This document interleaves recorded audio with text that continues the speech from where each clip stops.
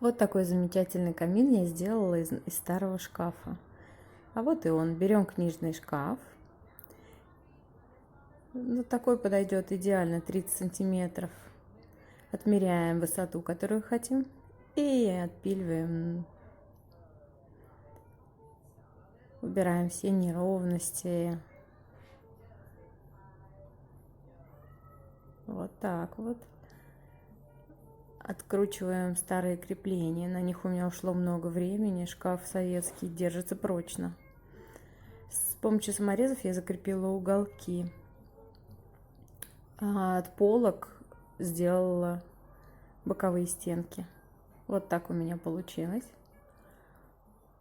И еще я зафиксировала 2 бруска, чтобы клеить плитку.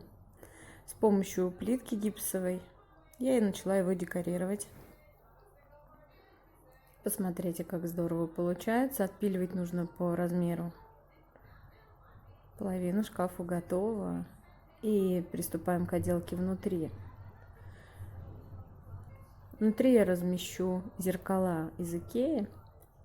Клеила я их тоже на жидкие гвозди. И заделывала шпаклевкой щели. Даем шкафу высохнуть.